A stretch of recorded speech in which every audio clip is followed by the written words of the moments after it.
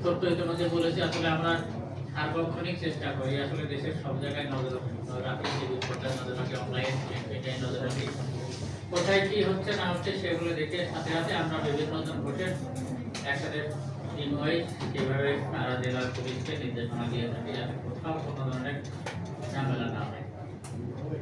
ঈদের পরে আমি ঈদের দিন বলে দিয়েছি যে চেকপোস্ট করতে হবে ঈদের পর দিন থেকে, কারণ অতীত দেখা গেছে যে ঈদের পরের দিন থেকে ছেলেপেলে বিশেষ করে উঠতি পথের ছেলেরা রাস্তায় মোটরসাইকেলে 2 জন 3 জন বা একজনে এত দ্রুত গতিতে গাড়ি চালায় যে মানে সে বাপে সব করে মোটরসাইকেল কিনে দিয়েছে, প্রথম দিনে সে অ্যাক্সিডেন্ট করে মারা যায়। এই জন্য আমি সব জায়গাতে চেকপোস্ট বসাতে বলেছিলাম এবং এই 3 দিনে প্রায় মানে অনেকগুলো মোটরসাইকেল মামলা হয়েছে এবং কোথাও কোনো ধরনের অ্যাক্সিডেন্ট হয়নি।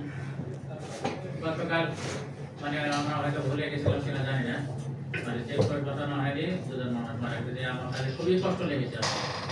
2 জন মানুষ মারা যায়, একজন মানুষ মারা যাবে, অ্যাক্সিডেন্ট হবে, এটা আমরা আসলে মেনে নিতে পারি না। কারণ একটা মানুষ জন্ম দেওয়া খুব কঠিন, যার সন্তান নাই সে বলছে সন্তান থাকা আগে কি মজা, তাই না? সুতরাং একটা মানুষ দুনিয়া থেকে চলে যাবে, এটা আমার কাছে খুবই কষ্ট লাগে। এই জন্য আজকে থেকে আবার চেকপোস্ট চালু করে দিয়েছি, যাতে করে এলাকার মানুষ যারা হেলমেট নাই, আমার মাঝে মাঝে মনে হয় যে হেলমেট করতে হবে কেন, কেউ যদি জিজ্ঞেস করে হেলমেট আমার মাথা আমি দেব, আমি বলি গভর্নমেন্ট, তাই না?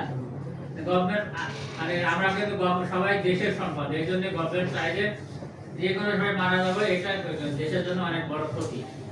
এই জন্য গভর্নমেন্ট আমাদের জন্য হেলমেটের ব্যবস্থা করে 3 জন মোটরসাইকেলে চড়া যাবে না এই ব্যবস্থা করেছে এবং 2 জন চললে পরে 2 জনের হেলমেট করতে হবে এবং রেজিস্ট্রেশন বিহীন গাড়ি চালানো যাবে না। মানে রাস্তাঘাট তৈরি করেছে, এই জন্য অনেক খরচ হয়। রেজিস্ট্রেশন করলে পরে গভর্নমেন্টের মানে ইয়াতে পোশাকের বেশ কিছু টাকা জমা আছে। যাই হোক, আমরা ঈদের আগে বা ঈদের পরে বেশ কিছু চেষ্টা করেছি। আপনারা ঈদের সময় আমাদের সহযোগিতা করেছেন, মাননীয় প্রধানমন্ত্রী যখন ছিল তখন আপনারা আমাদের সর্বোত্তম সহযোগিতা করেছেন, যাতে করে মাননীয় প্রধানমন্ত্রী এখানে যাওয়ার পরে এসেছেন, আমাদের ভূয়সী প্রশংসা করে গেছেন। এই প্রশংসা শুধু আমার একা না, এটা আমার যারা এখানে আমার টিমের মেম্বার ছিল তার সাথে বহিরা বাইরে থেকে প্রায় 800-র মতো জনবল ছিল, তাদের সবাই এই প্রশংসা করার দাবিদার। আপনারা যে পয়েন্টগুলো দিয়েছেন, যে বিভিন্ন পয়েন্টে যে আমাদের কিশোর গ্যাং বা মাদকের কথাটা আমি বলেছি, আসলে আমরা মাদকের বিষয়টা একেবারে বিরত হই।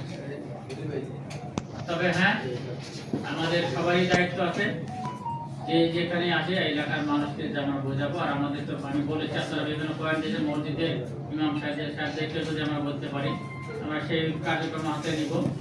তার সাথে সাথে আমাদের কমিউনিটি পুলিশিং যেটা আছে, কমিউনিটি পুলিশিংকে জোরদার করা হবে। আপনারা বলেছেন নবীন প্রবীণ এবং স্বচ্ছ লোকের সমন্বয়ে যেন কমিটিকরণ করা হয়, সেভাবে আমরা করবো, যাতে এরা শুধু পদের কারণে না, কাজের কারণে যেন পরিচিতি লাভ করতে পারে, কাজের কারণে যেন এই কমিটিটা মানে ফলপ্রসূ হয়। তার সাথে সাথে আমাদের এই অটো ড্রাইভারের প্রশিক্ষণের কথা বলেছেন, আসলে দেখি আমি এটা ওই যে যখন উন্নয়ন সমন্বয় সভা হয় তখন আমি এই বিষয়টা উত্থাপন করবো এবং আমাদের মধ্যেও যদি কিছু করার থাকে করা সম্ভব হলে আমরা সেটা করে দেবো।